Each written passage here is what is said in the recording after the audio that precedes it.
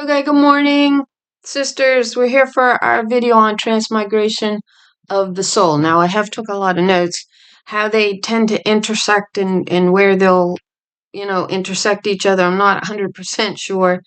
And this, of course, like so many of my videos tend to be maybe a two-parter. I'm not sure we can cover all of the information in one. And, the Spirit's still working. So that we can fully comprehend what it is exactly that we're looking at. And when you're working with the Spirit, of course, the Spirit takes time with you if you take time with the Spirit. And over time, the Spirit will show you exactly what it means. So I'm not sure that I'm there at that point. But we are going to pick up the transmigration of the soul in the Bible when we understand what the Greek's definition was of it, which is what the New Testament is. It's a Greek New Testament, right? We know this. So let's get studying here. Let's start. We're going to start in one passage in the Old Testament. We're going to read, and we're going to see where it takes us to. Now, let me see here. Okay, I think I'm too far back. Let me see here. No, yeah, I am. By one. Okay, so we're going to go, and we're going to start reading in Psalm 90. Okay? Until we hit the verse that we need. We're just going to discuss a little bit as we go until we hit the vital information that we're looking to hit. So this will be posted on April 8th. That's, let me see, today is Tuesday, so it's a few days off yet. I think April 8th is Monday, this coming Monday. So we're going to try to post it for April 8th. It's a pretty important day. We're going to try to make this fairly short, but like with so many of my videos, they tend to be a lot longer than I intend them to be for a first part of a possible two-part video. Possibly more than that as we get into this study of the transmigration of the soul and where we pick it up in the Bible and how it is actually validated in which is one of the passages is found here in Psalm 90. The other one, and I'm still trying to fully comprehend its meaning because you see, I wasn't born into witchcraft. I'm not a witch. I'm trying to follow the way of God, which we know is the law of God, which began as a gently flowing water from Shiloh as 10 commandments. There was no, this is your head and that's your head and he's your head and she's your head or you're this or he's this. It's none of that. It's about following the way of God. And we know for a fact from hard study. And you're not just going to get up on the pulpit or you're not just going to sit in the pulpits. Am I saying that right? Is it up on the pulpit? I got it. And you're down in the, what are them called? I forget now. That's how bad my memory's getting. And you're sitting down there. You're not going to pick up notes from men from 1,000 years ago and say you understand the Bible, because you know what? They didn't understand it. They couldn't be bothered to study it. You should see what some of the forefathers had to say about women in general. Oh, they hated women. You can't trust a woman as far as you can throw her, was their kind of understanding of womankind. And yet they're the ones that have clearly put a yoke on our neck, used violence, and swept severe crime and injustices that they have perpetuated under their man-made law system and have swept it under the rug so that they can appear all clean-handed and righteous over their laws. And these are not laws from God. So I'm sorry. Let's start. Psalm 90, a prayer of Moses, the man of God. Lord, thou hast been our dwelling place in all generations. You have been our refuge, our dwelling place. Well, they'll tell us that there's only one dwelling place, and it's man, male, he. When we discovered that they tore down the house in the forest of Lebanon where the law of God was to come from, which was off the daughter's tongue. God didn't tell you to worship them. God said to follow the way of God, which was to come off of their tongue. And again, I know you've watched my videos 100 times, 100 different videos. I've said 100 different times, I'm sure. Job says, I made a covenant with mine eyes. Why then should I think upon a maid? For what portion of God is there from above? The inheritance of the Almighty. That was our mother. We're our mother's inheritance. We're not our father's inheritance. Father became father corruption on earth. So before the mountains were brought forth, or ever thou hadst formed the earth, and the world, even from everlasting to everlasting, thou art God. Mother formed the earth. Man don't form anything. We're told that she formed, shaped, fashioned, created. That's what she does. We see her, her offsprings, the daughters in the earth, able to do the same thing. They form and they fashion a body of clay, as it's called, in their womb. And they're able to do that. Man can't do that, you see. And so this becomes a real envy to the men, because she says, if you don't follow my laws, if you don't follow the way off of my daughter's tongues, then I'll set a boundary and you'll come no further and you'll be allowed no more allotment. That's my power. But you taught yourselves that you did not have to fear me or my power. That power was all in your muscles and your ability to punch somebody in the face. That's just stupidity. That's all that is. The power is in the spirit. The power is in the mind. It's not in the muscle. It's not. But that's what they want you to believe. That's what they want to shove down your throat and try to create fear. Real fear, we're told in the Bible, begins when you reject reasoning. That's where real fear begins. And that's where their real fear is. That they're afraid to reason, because in the day that they do that, they know that what you're saying, coming off of your tongue, reasons, and that theirs does not. It's an absolute lie from their forefathers' Baal. And for anybody who's reading their notes, you begin to understand just how much hatred that they had against womankind. They absolutely hated them. And it turns into this great religion. Now, we're not saying the daughters are innocent in that, because we're told that they are not. They begin to capitulate in this wicked idea of a man as God. And in fact, it causes them to turn away from the law system of God, which leads the whole earth, the entire earth, when the daughters fall to this lie, this whole earth into transgression of the law of heaven. So, before the mountain was brought forth, or ever thou hadst formed the earth, she does it, and the world, even from everlasting to everlasting, thou art God. Thou turnest man to destruction and sayest, return, ye children of men. So let's go to the HCSB rendering. You return mankind to the dust, saying, return, descendants of Adam. So she's saying to man, return to me. But we're also told in the New Testament, in Romans 10, that the only way mankind can return is when the spirit is cleansed. Now, you could say, no, it doesn't. Let's go there. This is one passage I meant to pull up. It was the final passage I meant to pull up. And we find it in Romans 10. I'm pretty sure it is. If not, well, come on. I got my hands in the wrong place. Okay, Romans 10?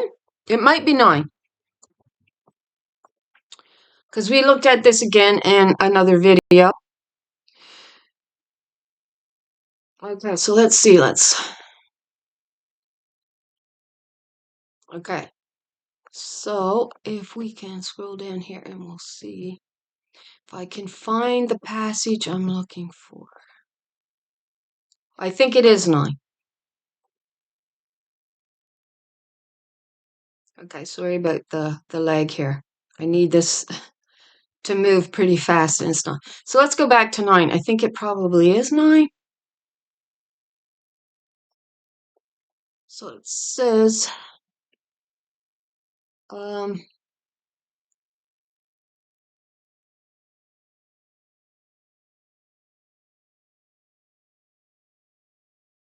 it's coming up, I think.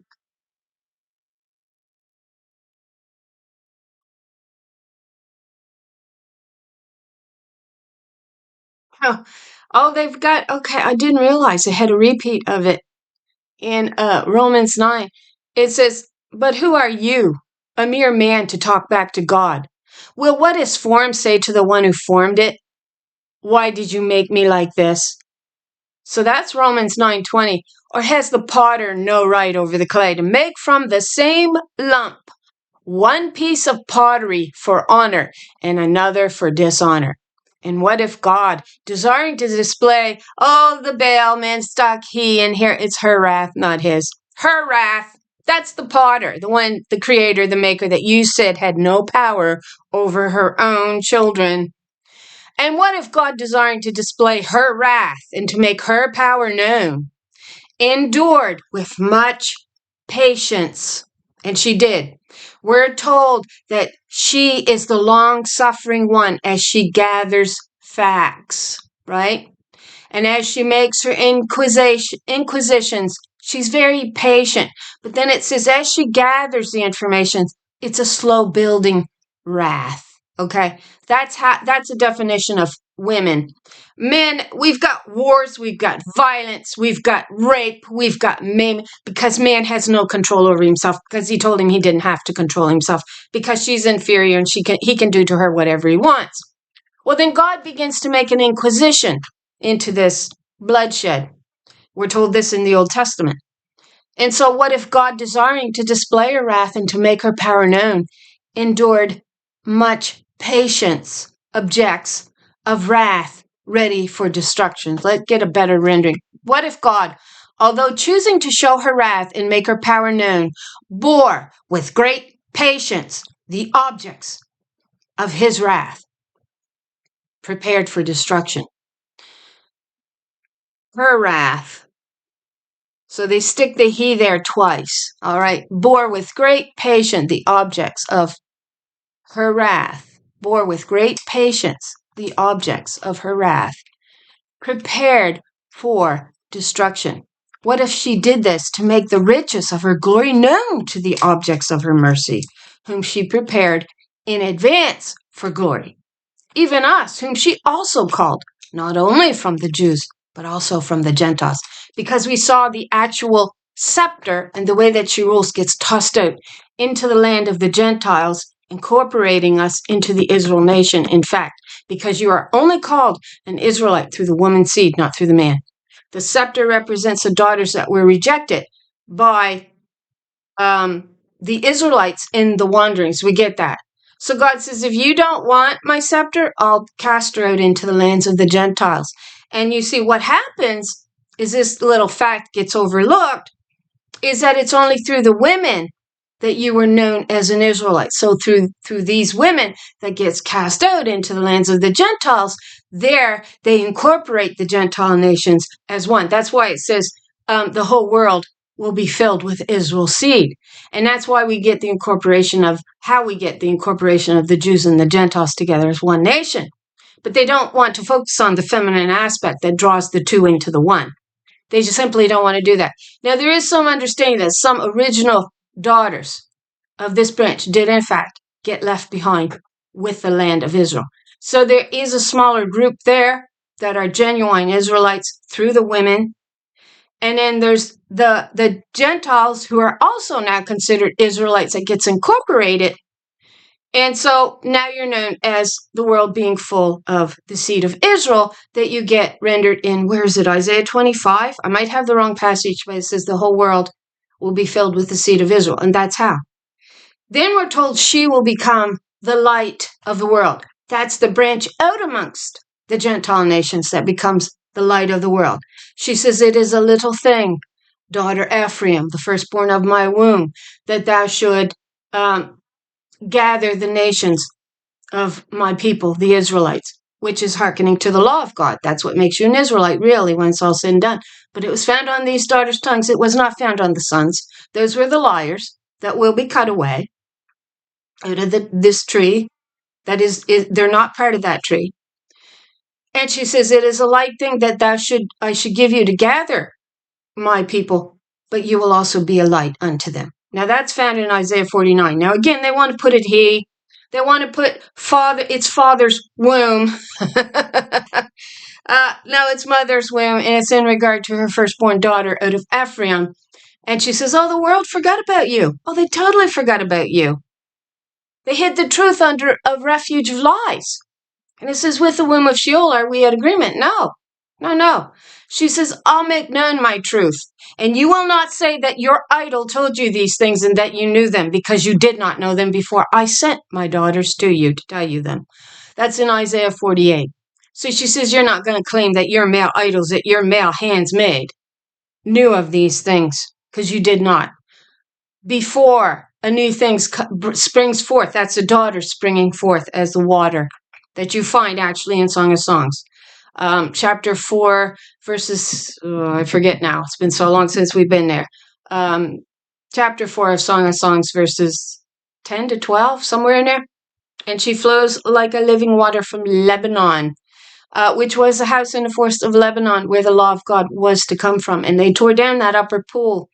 And then everything, the law system, your understanding in allegory is that the law system comes out of the lower pool, which is filth. It's a dirty pool.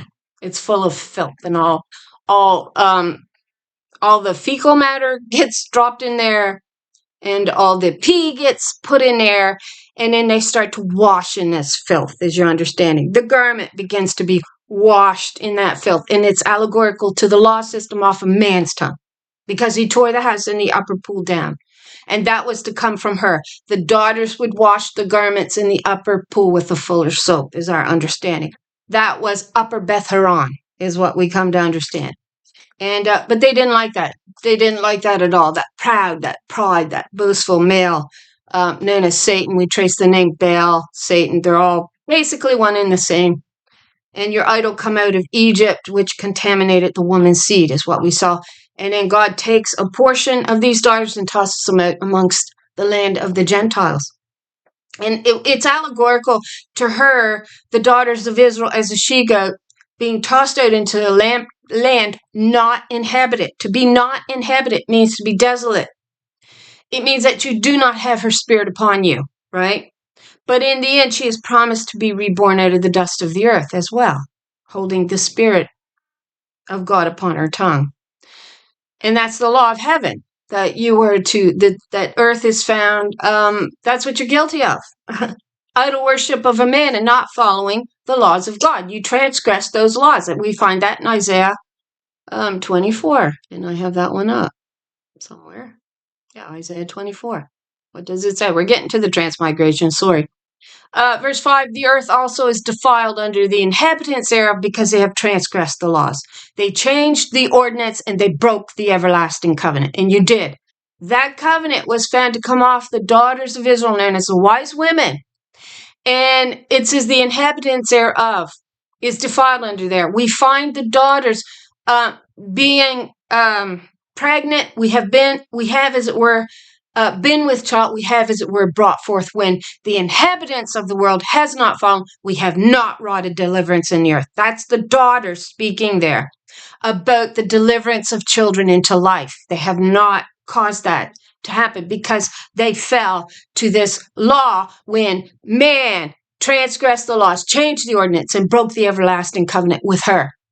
Therefore has the curse, which he exalts the curse in his heart, which was the harlot spirit that would bow to him as if he was Lord and God and ruler of all and could write the laws. And what does it say? The curse has devoured this entire world, the harlot spirit, that they like to accuse and point at, but they're the ones that made her the harlot. A woman ain't a harlot without a man creating that, right? And that's just what he does, so he can do this and this and this and make you forget that he's the one that causes that. Therefore has the curse devoured the earth, and they that dwell therein are desolate. The women have become desolate. Where does that take us to? Isaiah 54:1. Yet more are the children of the desolate spirit than of she, Baal herself, who has a husband. The woman that will bow to a man is God. Now she's known as the harlot, which is also the curse that goeth forth the whole earth, found in Zechariah chapter 5. So that dwell therein are desolate. Therefore the inhabitants of the earth are burned, and few men survive it, because the first fruits are identified as women. They do survive it. They turn back to mother. Return, O Shulamite. What might we see when the Shulamite returns? As it were, the company of two armies. Two armies there is a flock of she-goats, which takes us back to the Genesis 15:9 covenant, which is also a double camp, which is also the presence of God that Jacob wrestled with, stole her birthright, said, I'm Israel, me, man is Israel, he, and stole her birthright. And yet she hamstrings him, which is telling you he was her enemy from the beginning. He stole her birthright, what rightfully belonged with her, which was to teach the children, And we see this presence of God. Then with the Shulamite, which is identified as a double camp, it's Mahanaim, and they are with the Shulamite, and a double camp turns out to be 144,000. These are your first fruits. It's also allegorical to wisdom in Proverbs chapter 8, where it says, and wisdom is the principle of the kingdom. You go look the word principle up, you're going to get first fruits, and you're also going to get your chiefs. These are your chief rulers in the kingdom. They are not male. You see, that tickles men's ears. It's honey on his tongue. He made everything. No, he did not. He denied the potter in the beginning and the creator. And the daughters went along with it. We get them going along with it, actually, in Ezekiel. When Mother chose to incorporate us and to make us one of her daughters, and the idea is she adopted us into her family. And so she began to teach these daughters right from wrong, okay? And when she did that, she brings them to great glory when she does that. She dresses them in gold and in silver, and indeed it is the mother that does that. Then she crowns the son with her daughter. The crown is the daughter crowning the son. She does that, Mother does. In Song of Songs is where she's found crowning the son in the day of his espousal, and says, oh, the daughters will look upon the crown of the king. The crown of the king is the daughter. That's what the daughters are looking upon. But she says, you took all these riches and goods, she says to them at one point, and you helped build a male idol on your own debasement, which is what you're still doing, which is what has caused the transgression of the laws. You have changed the ordinance, and you have broken the everlasting covenant, which we see this covenant to be disannulled, which is the current marriage covenant, teaching a man as her head, which really is making her a harlot, bowed down at the feet of a religious lie and idol of a man. You were to have no idol, neither male nor female, but you were to follow the laws of God, which came off of her tongue. And you denied that, so you could play God. And you changed the ordinance, and you broke the everlasting covenant. Therefore has a curse devoured the earth, and they that dwell therein are desolate, and therefore the inhabitants of the earth are burned, and few men are left. And that's the reason why there will be few men left in the end. They have too much pride to follow the way of God. They don't want to follow the way. For thou hast formed the earth, so we're back in Psalm 90, verse 2, and the world even from everlasting to everlasting. You return mankind to the dust. She does. You know how she does it? Because she's the one responsible for creating a new body for you. And again, they tell themselves, well, we have nothing to fear of this God. And she said, you taught yourself you didn't have to fear me. You forgot I'm the one that provides a new body. You forgot I'm the one that can wash the blood off of my daughters. And when I do that, that makes the lump holy. That's where I was going. I'm sorry. We're going to be all over the board on this. Okay, so back to Romans 9. It may be 8 now, I'm thinking. I should have just typed it right in, what I'm looking for. Because it says this, if the first fruits be holy, then the lump is also holy. So lump there is defined as clay, which is the new body. Where is it? It's here somewhere.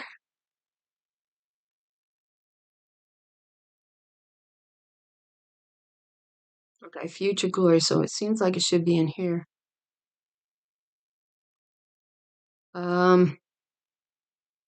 Sorry. Oh, come on.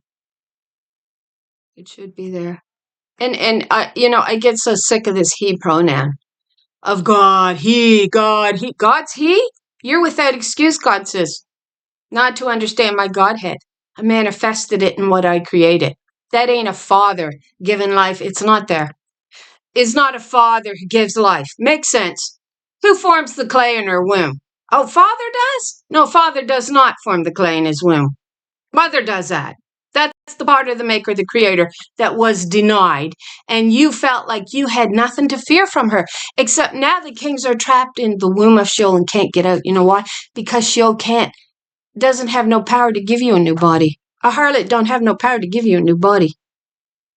Let me ask here. See if I can't find it.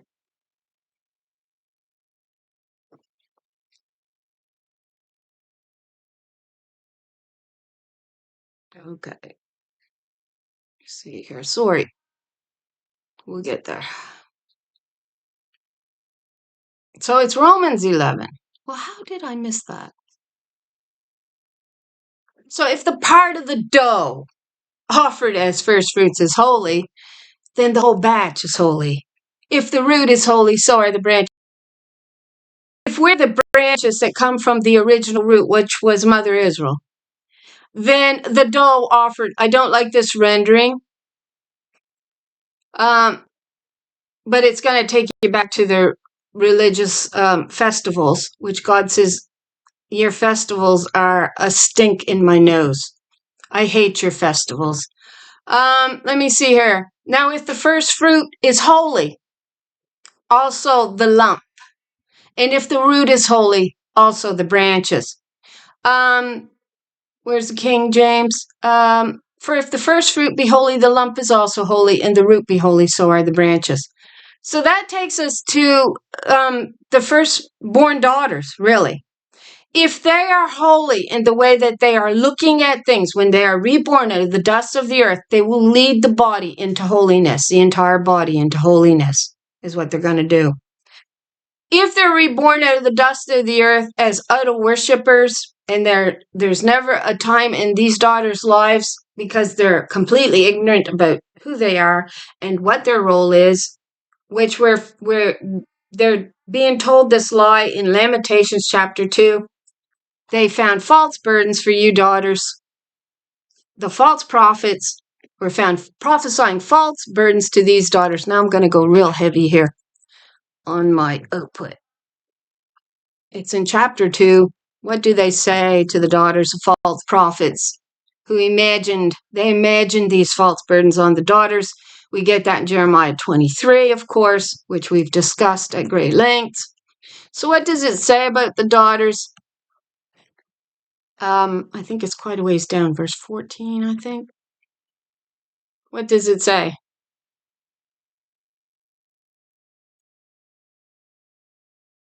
Verse 14, the prophets have seen vain and foolish things for you. Now understand, in the prior verse, we are talking about the virgin daughter of Zion, so we're talking about female. We're talking about the feminine aspect inside the nation of Israel.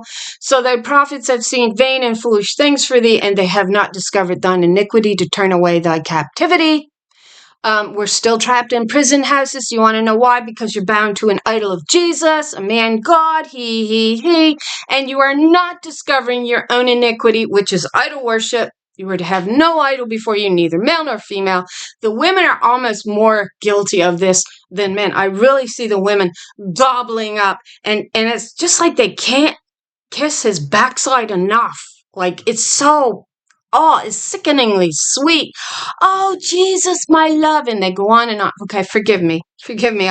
But I find myself really turning away lately from so many of the comments under some of the videos I used to watch. I just find it so hard to watch anymore, because it's like, you should be waking up, girls. Don't you think it's time you woke up?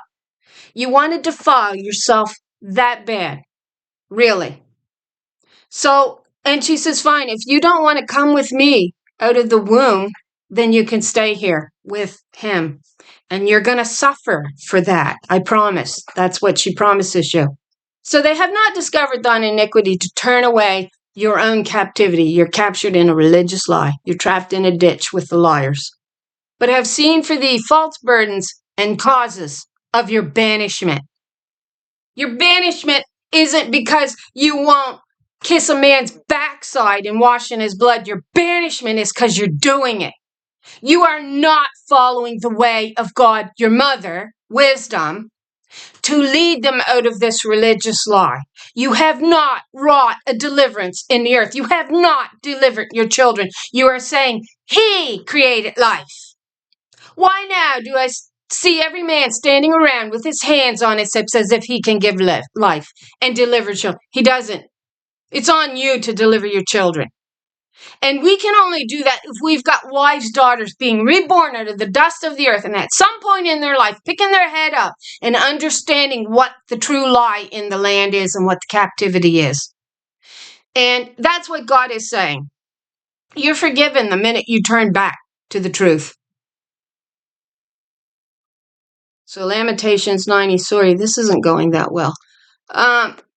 So thou turnest man to destruction and sayest, return, ye children of men. For in your sight 1,000 years are like yesterday that passes by, like a few hours of the night. What's the night? Night is darkness. We're living in darkness during the night. But 1,000 years are like yesterday that passes by, like a few hours of the night. So this Lord is still here, waiting in the heavens. You end their lives. They sleep. They are like grass that grows in the morning. In the morning it sprouts and grows. By evening it withers and dries up. For we are consumed by your anger. We are terrified by your wrath. So, in one sense, this wrath and anger is playing out over time by allowing us to turn away from God's law of truth and turning to an idol. She says, when you do that, you're going to find out you're going to wear a bitter law upon your neck when you do that. And it's going to force you to turn back to the truth. That's what it causes in the daughters. This religious lie of man as God, if you don't see the men on the pulpit gobbling this man God up, they even have the nerve to say that David desired to look upon the beauty of the Lord in his temple. No, David, it was called the key of David because he knew who the Holy Spirit was and he knew the power of her law and how it made the earth flourish. He knew that.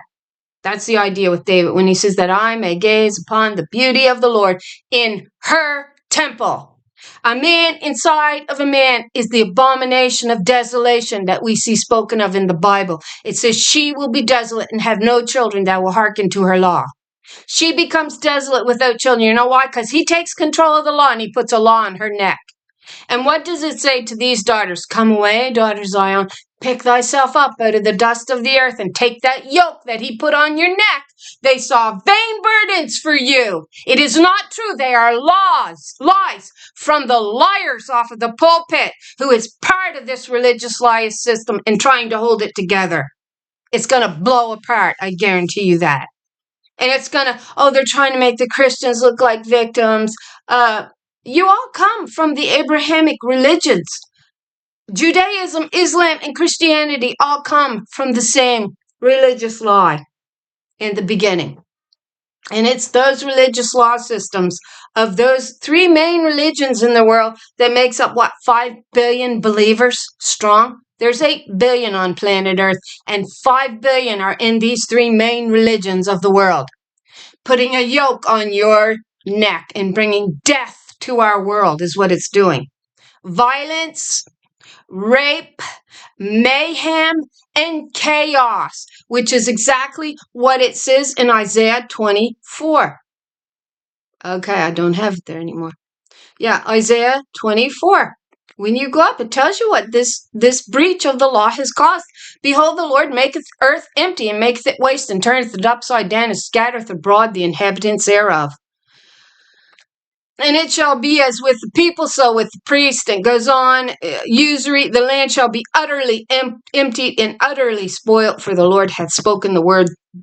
The earth mourneth and fadeth away. The world languisheth and fadeth away. The haughty people of the earth do languish. The earth is defiled under the inhabitants thereof, because they have transgressed the laws. Get it?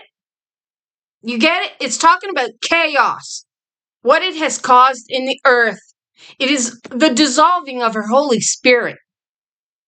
And the she-goat has to bear those sins of what Israel caused, although all the daughters didn't cause it. But she gets the blame, and she bears that burden on the top of her head in a land not inhabited with the Holy Spirit, her. It says it is the Lord's, where is it? It says it in Psalm 68. She bears the burden daily. And it is also her right to the deliverance, it states. And they've got this all male. This is the feminine. Chapter 68. What does it say? Of this Lord, and we've identified this as the feminine. She was burned as an ash heap. That's an Ariel upon the Ariel. You'll get 740, 741. Ariel means lioness of God. She was under siege by this religious lie and law system. Mother let them have that way because many of the daughters by that time had fell for the lie. And she says, you will be an Ariel unto an Ariel. And then the second meaning of Ariel is an altar hearth. which is an ash heap. We get the dove, feminine, burned to an ash heap. That's right. And then we get this congregation of women surrounding this dove that had been burned to an ash heap, also called Ariel.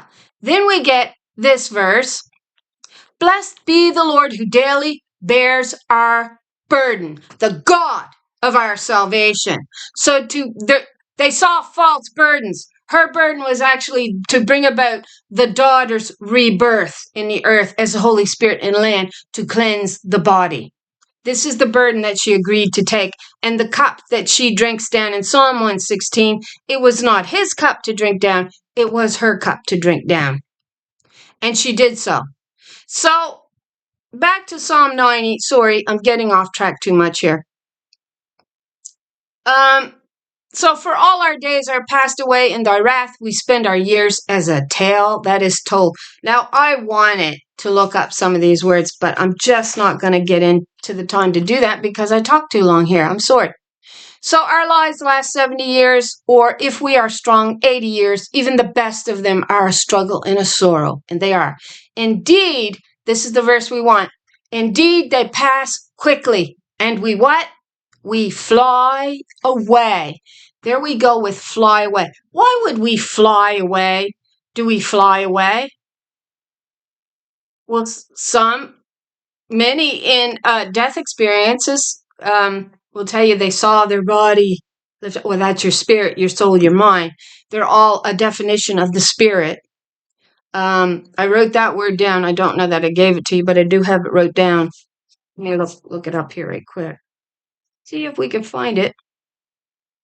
It is the Strong's Greek 2588. It's noun feminine. It means heart, mind, your character, inner self, will, soul, your intention, center, spirit, heart. So the spirit is incorporating all of that, and as you can see, it is a feminine noun.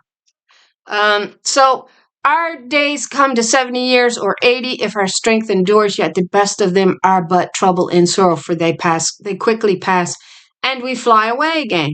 So let's look at the word fly away. All right. So we do get this understanding. We get it in multiple passages in the Old Testament. Understanding. But like I said, it does appear in other passages, particularly when the women are sewing handkerchiefs to the armhole. Now, this is the passage that I've been longing to end it. The women are sewing. It may be Ezekiel 8. I might have the wrong passage. It's in Ezekiel somewhere where the women are sewing handkerchiefs to the armhole. And it says, you who caused the spirit to fly, right? So we're not going to incorporate that one until we get a better understanding of exactly what they were doing. And like I said, I wasn't born into witchcraft, so I'm sure that to witches they may simply understand that. Those who are of these satanic families, Baal families, who come from the beginning, and they know what is meant. And they keep your idol in play for you. They do. Your male idols. So the word is 5774, and it's UWPH, and it means to fly. It also says brandish, flicker, flutter, from a bird. We'll go down to it also has got seraphim. And you're right, but the seraphim we have completely identified now as feminine. It's not masculine. Seraphim and cherubim are feminine. The references to the Holy Spirit or to the Spirit, just like a horn is. The horn exalted is female. So brandish, be wax, faint, flee away, fly away, set, shine forth. We get the shining here. And indeed, we get that in the New Testament. Again, as the Spirit, when it is following the laws of God, will appear as a light when the body leaves. And we get that in the New Testament. So a primitive root to cover with wings or obscurity. So to cover it with wings. So what does she say in Psalm 55? We're going to connect this before we go right into the New Testament with that word fly away and see if we can discover more. I got 44, it's 55. What does she say? When she gets accused by her partner It's not David with another man. It doesn't even make sense to render it that way. It never did. But men got so absorbed into he, or that he pronoun, which is the abomination of desolation, a man inside of a man. Man fell in love with his own image. Man fell in love with himself and each other, and they hate her. Just read what the forefathers has got to say. That's why there is no integration here in this world. That is why there's no peace in this world. They created the division they wanted. So what does she say? She says here in verse 4, and it's she, not he. My heart is sore pained within me, and the terrors of death are fallen upon me. We can easily link these to passages in Job 31, where she says, he grabs me with his strong hand. He holds me up to the wind, and he dissolves me. He's dissolving her power is what he's doing. And it takes you straight back to the Shulamite and the false light shining upon her, causing her skin upon her to peel. And then that takes us back to the Shulamite saying, but my own vineyard I have not kept. So we can easily link these passages all together as the feminine aspect that was denied in the land. Which is why we've got to have the cleansing of the first fruits. If the first fruits be holy, the lump is also holy. The body is also holy. So, and that means no idol worship. That's what that means. They saw vain burdens for you. That's what they saw. So you would not deliver your children into the truth. And those vain burdens is the idol of Baal sitting upon the jackass that you get in Isaiah 46. And then we get Jesus sitting on a donkey. Yep. That's the idol of Baal lifted up by the female donkeys doing it is your idea. We did a video on that. But they have become a great burden upon your back. That's your burden. They have seen false and vain burdens for you. You do not need a man to be saved. You need to follow the way of God. You need to be washed in the law system of God, which is why the earth is found in total transgression and dissolving and chaos. That's what's created it. My heart is sore pained within me, and the terrors of death are fallen upon me.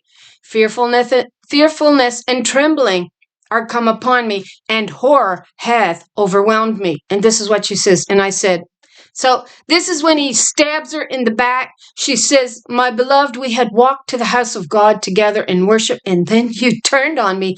You accused me of doing things that I had never heard tell of. Where did you get these accusations from? She says. And she says that in Isaiah 35, and she says it in Psalm 69. I think are the two passages. I don't think it's Psalm 35. If it isn't Isaiah 35, it's Psalm 35, where she says, you accuse me of things I have never heard of.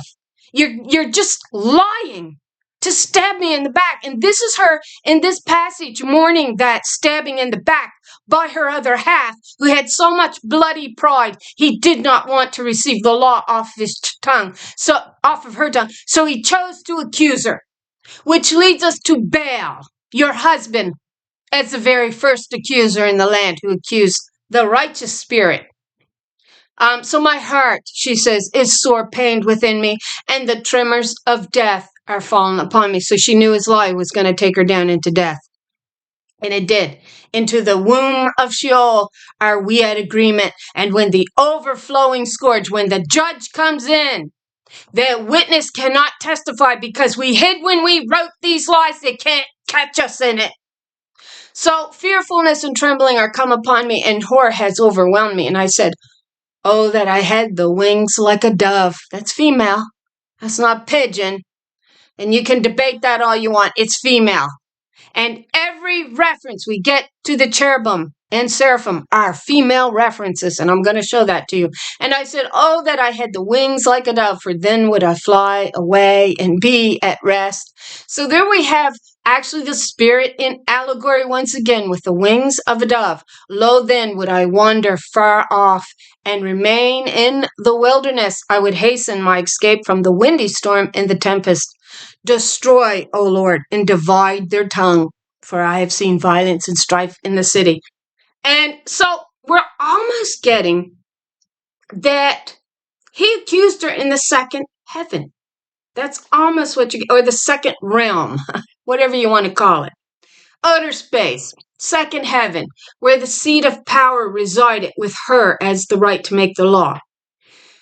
When he accused her, she escapes, it says, to the wilderness, and she will remain in the wilderness. Well, earth is the wilderness. It appears that she escaped to, which is the womb of Sheol.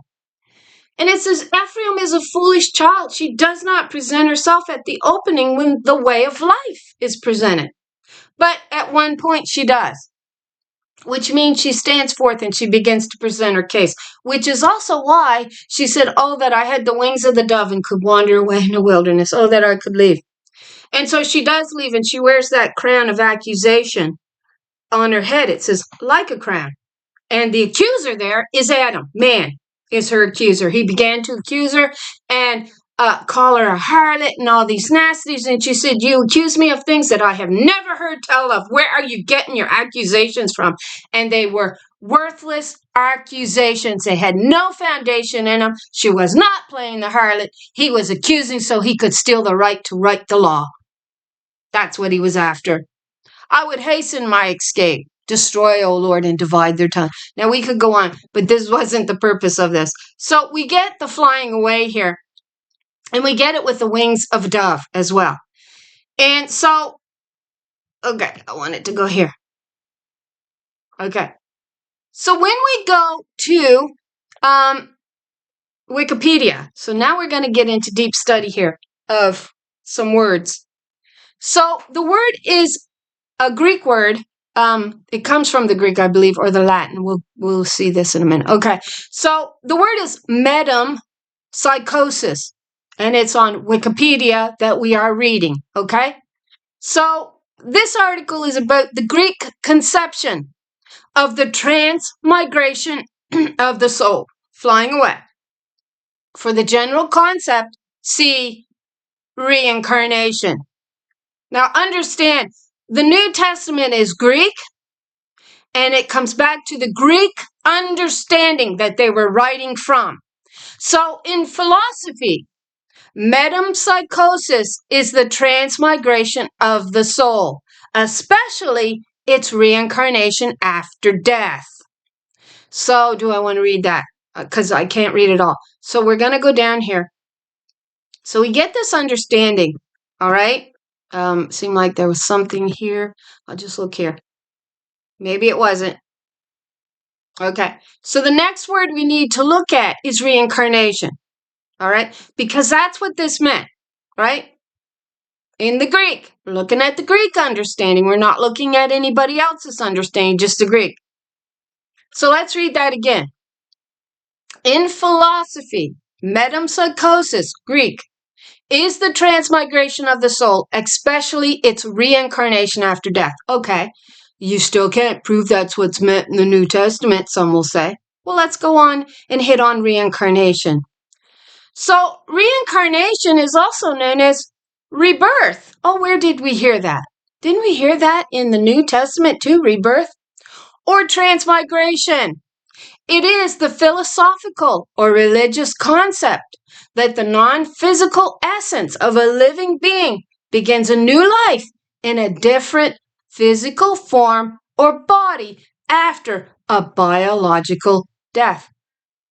Well, that's a total correlation to what we're taught, isn't it? It is. In most beliefs involving reincarnation, the soul of the human being is immortal and does not disperse after the physical body has perished. Yeah, we're understanding that. So upon death, the soul merely becomes transmigrated into a newborn body. They got baby. It's a newborn body that your soul is transmigrated into. Now, they'll stick animals in here. All right, we're not going to read that part. There's another one here that we need to go read. If I can find it. I should have wrote it down, because it takes me some time to re-find what I'm looking for. Because it is in here, this particular word. Now, maybe it was back. Oh, sorry about this. It's here.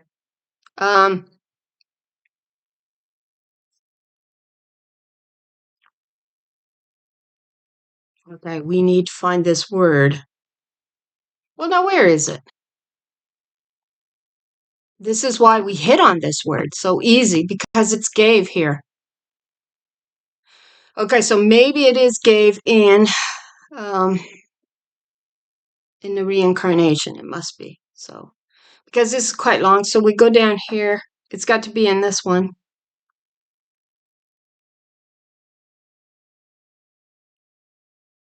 Okay, we'll find it. Oh, come on. Yeah, I think, okay, so in classical antiquity, so this is another part we want to read.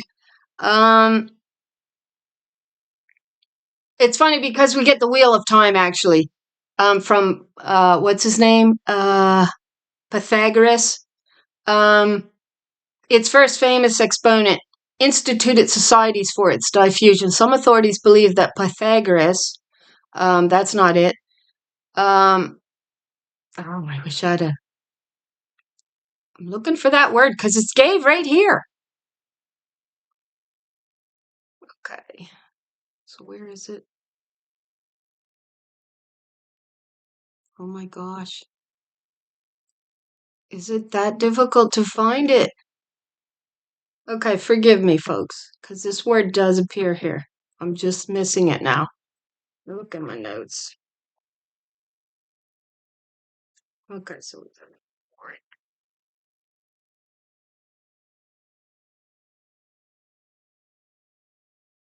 Okay, so just a minute. I wrote quite a few notes down.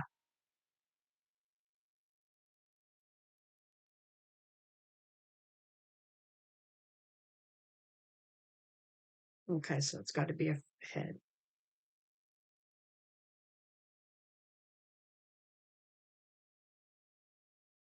Yeah. So I do so have it there. I'm just missing it. Because it gives the word here. It gives the exact Greek word here. Now, do you think I can find that? I could find that so easy when I was reading it. It's got to be back up. Where is that word? It should be highlighted because I hit on it. Okay, let's go back up. Let's read it again. I'm missing it. I'm sorry, because it's here. After this, we're gonna stop it because it's getting too long. So let's read it. Reincarnation is a central tenet of the Indians' religion. Yeah.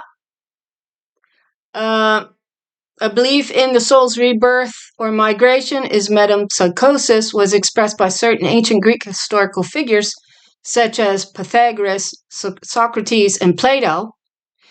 Now, they'll say this, although the majority of denominations within the Abrahamic religions do not believe that the individual reincarnates, particularly groups within these religions do refer to reincarnations. They absolutely do, especially in the Holy Bible, because they use the exact word, and it was right here.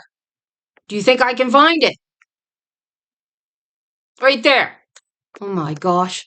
The Greek equivalent to reincarnation, the Greek equivalent, you get this?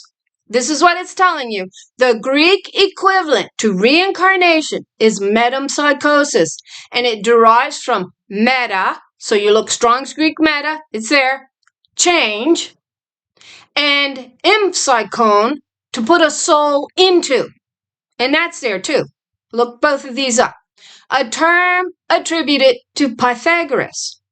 Another Greek term sometimes used synonymously, it's the same as reincarnation or metempsychosis, is the Greek word palingenesis, being born again. What did it just tell you? What was metempsychosis? It was transmigration of the soul into a new body, into a baby, but into a new body. A new body provided for you by who? By Father. There you go. You told yourself you had nothing to fear of me because Daddy gives you a new body, not me. Who is it you don't fear? You told the potter she had absolutely no power. That's what you told her. And then you also taught yourself not to fear her. And yet, you have to be provided with a new body. It is not provided by daddy. It is provided by mother. So we get this word, palingenesis, being born again. It is a concept of rebirth or recreation, used in various contexts in philosophy, theology, politics, and biology. Its meaning stems from Greek palin, meaning again, and Genesis, meaning birth. So when you read through these in Wikipedia, one of them gives you the concept of a wheel, a planet, turning out bodies and bodies, turning out a new beginning for you, which takes you back to the wheel of time idea. So they did have it right. So palingenesis, let's go look it up in the Strong's Greek. We have the word here. Where is it? I'll be all day looking for it. Because we do got to complete this. That's not it. That's there. There it is. So it's the Strong's Greek word 3824. We'll end here and then we'll pick it up in the next video. Okay? And we'll go into the light and into all these words in the Greek and the passages that indicate that this is what happens to our spirit when it leaves. Now, it can leave as a light or it can leave as a very dimmed down understanding. Those bodies, we'll discuss it anyway in the next video. 3824, palingenesis. There it is. It means it's a feminine noun. Oh, interestingly. Wow. It means regeneration, renewal, a new birth. And it's feminine. Oh, look at that. Regeneration, renewal, birth, beginning, properly the coming of a new birth because you are born again. Well, you're not born again through a man. You are not. You taught yourself a religious lie. So you told the potter she had no power over the clay. Guess what? Yes, she does. She determines whether you get a new body or not, based on how much light is coming from the body. And it seems to be determining where you're going to go or if you're going to be allowed to be dissolved. And the word dissolved does actually exist here. So I'm going to have to restudy my own notes so I can pick it up again. If I leave it to too many days, I forget it. I apologize for the quality of this video. Properly the coming of a new birth because you were born again. Regeneration. 3824. Renewal, rebirth, referring to the rebirth of a physical creation at Christ's return. There we go, man. There we go. He did it all. No, what does it say here? James 1:18. It says of him. It can't be a him because it's talking about parturition later on in the verse. Of her own will, begat. Begat. Where's my begat 6:1:16 to give birth to. I didn't finish writing the verse out. That's my problem. So of her own will, did she give birth to us, it states. Parturition, that means in childbirth, literally pushing out a child. Doesn't mean dying on the cross, travailing to bring forth your children. That's a lie. That's a lying Messiah. You don't wash in blood, you wash in water. You wash that lie off of you, and you are reborn again, and you have light in the eye. That's important. Very important. So of her own free will, we were begat as a kind of first fruits, it says, to her creation. So let's go back here and see if we can find it. I'm sorry about this. Where is it? I have James pulled up. It's James 1:18 is the worst verse, is the verse you will want to look into. If it's not here, I had it pulled up. Oh my gosh. Okay, it's not there. So let's pull it up. And I meant to write it down, so. Okay, so James, it's James 1. We'll go in there first. Pull it up. So James 1, it is verse 18. They'll try to make this all about Jesus. It's not. It is about her. Of her own will begat she us with the word of truth. That's the water. That's the water. It's not him begetting you. It's the Holy Spirit begetting you with the water, the truth of God, with the word of truth, that we should be a kind of first fruits, the beginning of her creatures, of her creation. Hers, not his. It was supposed to be hers to govern and rule. And you told the potter she had no power over her own creation. These are your first fruits being reborn out of the dust of the earth. So, we get this term pale in Genesis, Strong's Greek, which is the exact understanding in Greek to reincarnation and transmigration of the soul. We do. We absolutely do. So then we were going to look at the dissolving and the melting, what happens to the wicked. And we are told exactly, in some words and some passages, exactly what happens to them. They are dissolved. And there seems to be, and we'll speak on it right quick here, because I didn't speak long enough on what I was supposed to speak on. That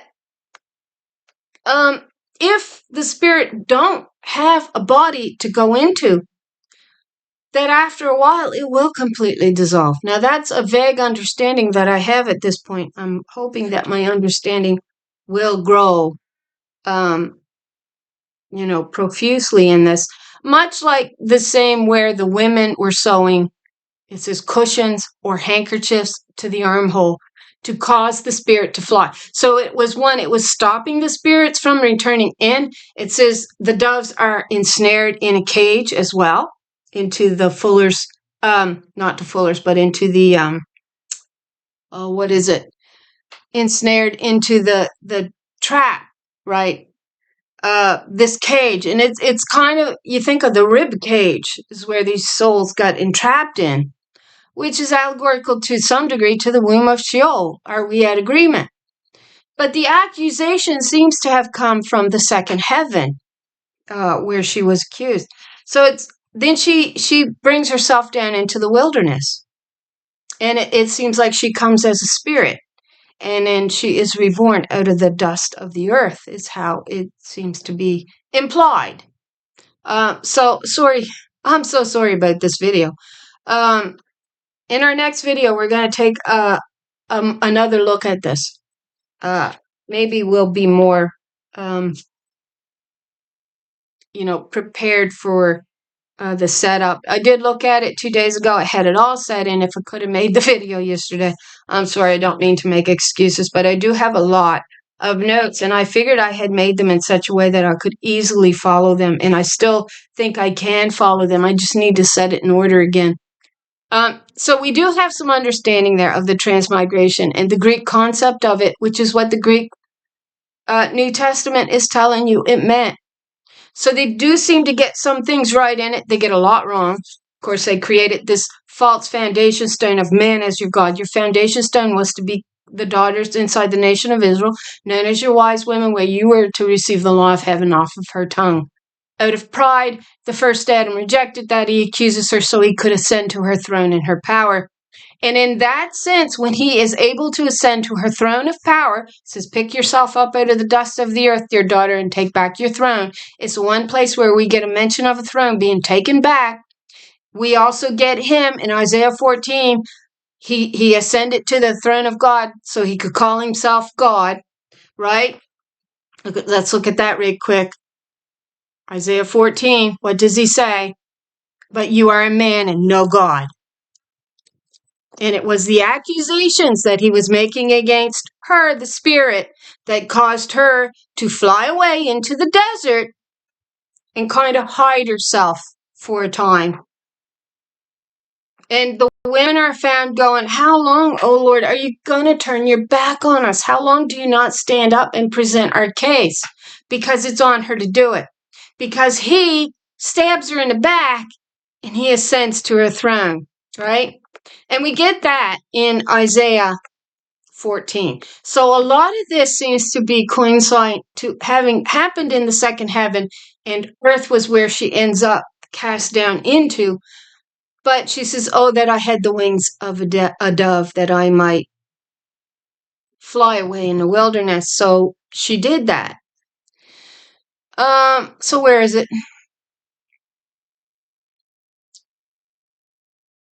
We'll begin reading in verse 9 of Isaiah 14.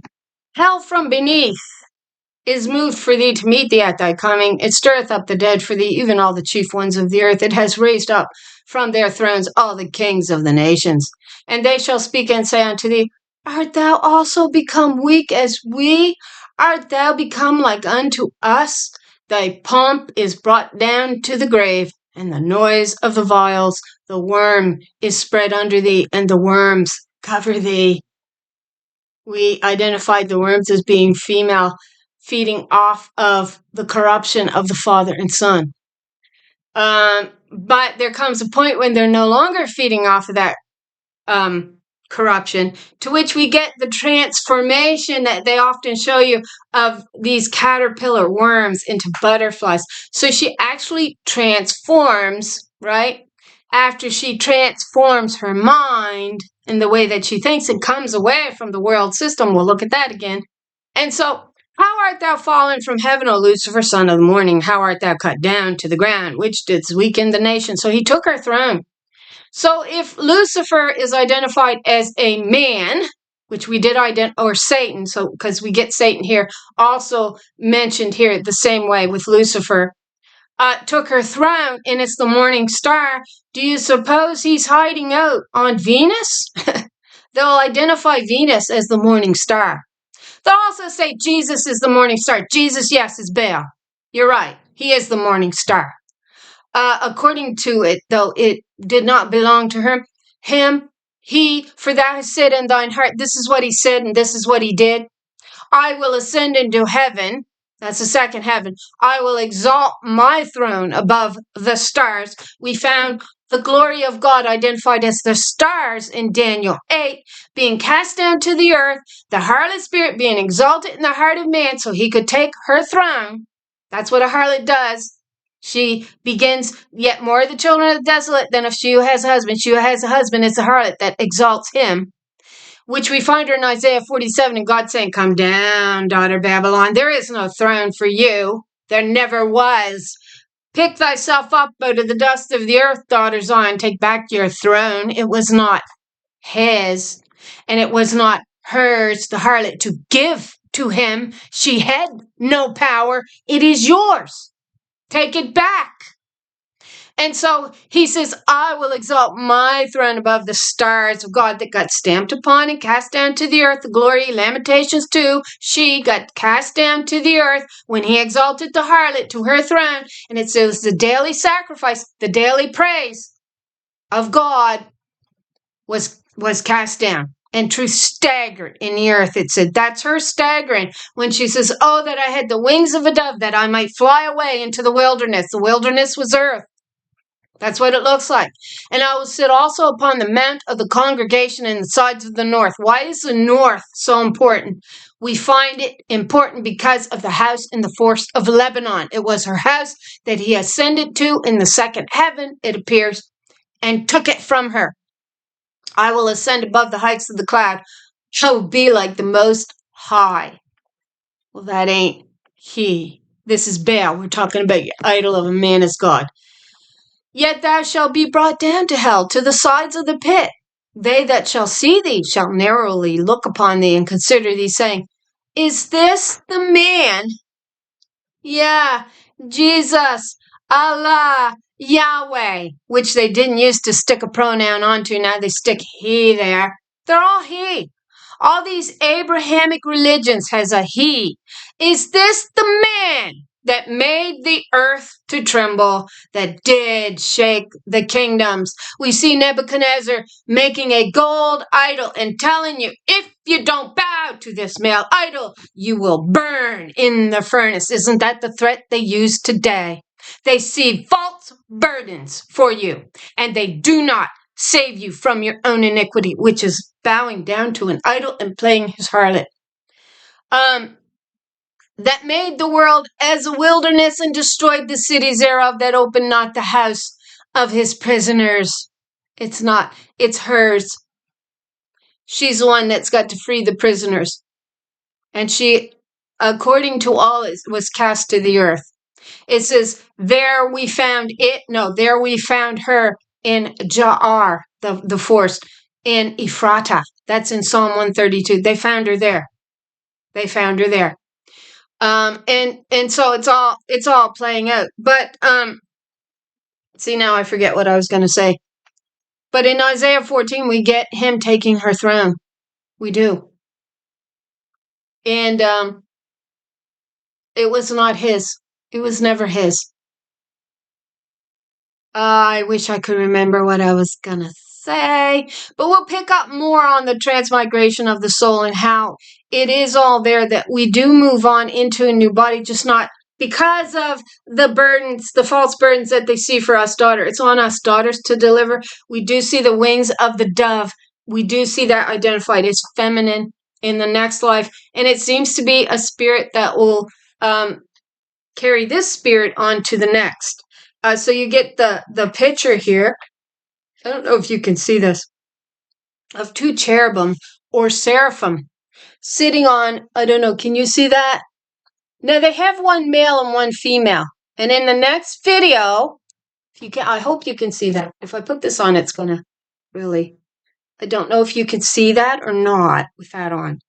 So, but they've got it pictured as one male, one female off to the sides. And we're going to identify the cherubim and the seraphim as female and responsible for taking that spirit. That's what we're being shown. And yet, man told himself he didn't have to fear this God. He told his religious lie, and he's got the women down at his feet, bowing to that religious lie. And I think that is the trap, the ensnare. What is it? I'm going to find this, and then we are going to be done. This verse.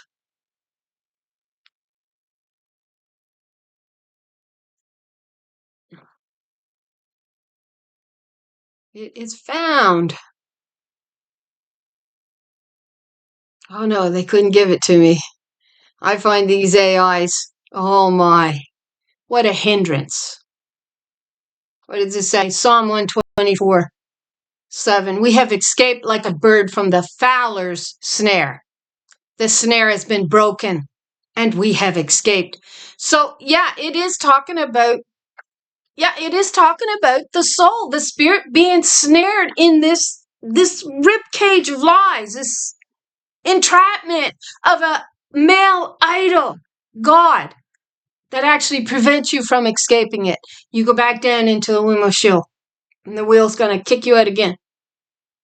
But then we're going to see a permanent escape here, and I got to find that, where I found that. And it's through the reasoning of one of these, it was Pythagoras or Socrates or Plato that said that once you come to a truth in the spirit, in the full, then you are truly able to escape the snare permanently. You do not come back in here. You actually go back. You go back to your, where you came from, right? In a pure form. We'll look at that. So it's all there. I'm sorry, I'm building up. So at least I've got it on video to understand where we're heading to next.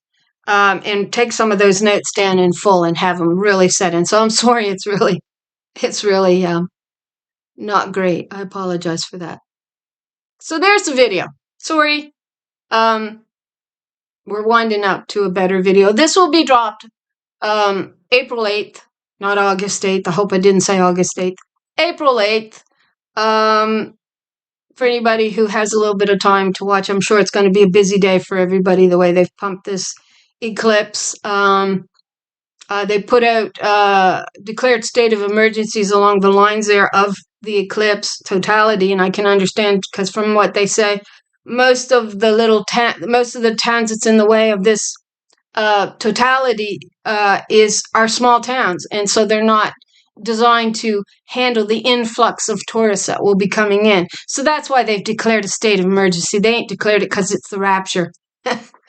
Although that's one of the theories out there. They know something. Yeah, they know it's going to be a real, influx on the systems there. that's going to have trouble handling it for those that aren't designed to handle a large number of people.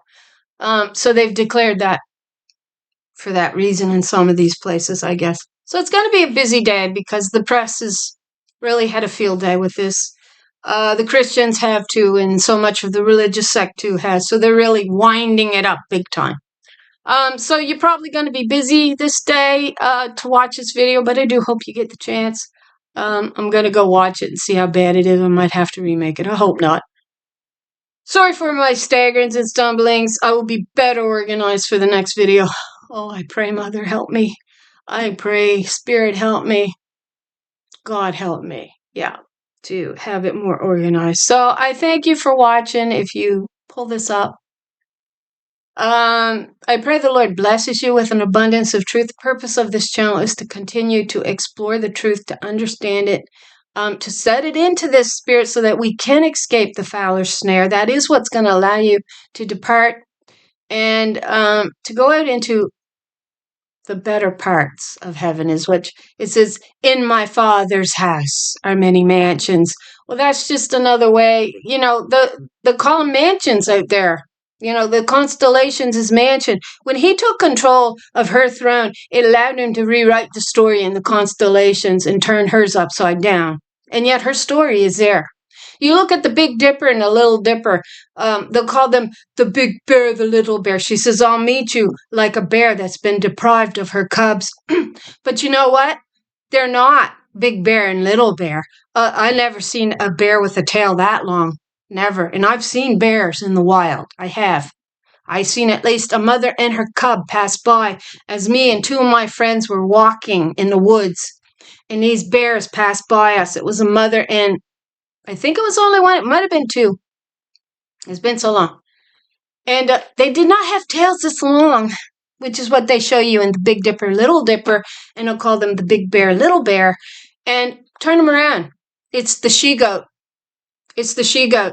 And at one of the feet of one of these constellations, it was the 3 leaps of the gazelle, because there's 2 stars, 2 stars, 2 stars, or 3 stars, 3 stars. And they were used to be called, in the ancient days, the 3 leaps of the gazelle. Yeah. But they're clearly she-goats.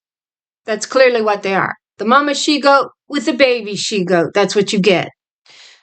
So they certainly turned the story all upside down when he took control of her power. Her power. And then, in my Father's house are many mansions. Yes, in her house.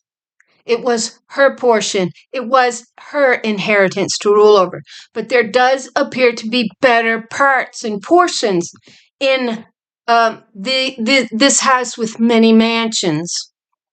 And when you flee and you escape this trap, then you go to a better place. You do. You upgrade. That's what it looks like. You go to a better body. It's you, but it's you upgraded. I know, I've seen that in dreams. I've seen me in an upgrade, in a better body than the one that I have. It's me. It's like if somebody took all of your genetic code and tweaked it to the best that you could be. I mean, that's what's being prepared for those that escapes this snare, the fowler snare. And we'll look at that. Hopefully we'll get a better understanding of what the women were doing in Ezekiel. And if not, over time, we'll begin to get a better understanding as we look deeper into this topic of the transmigration of the soul, the regeneration, or what was the word? What was the word we were looking at? The paleogenesis, which is your Greek concept. Absolutely, a Greek concept, which is what your New Testament is founded on. Yeah. Paleogenesis, the Greek word. And it's there. And it's all about transmigration of the soul and regeneration. And it's when you get away from this lie. That's what it's telling us. We're understanding more and more. Anyway, so I hope the Lord blesses you with an abundance of truth. I hope you all have a lovely day. And thanks for watching.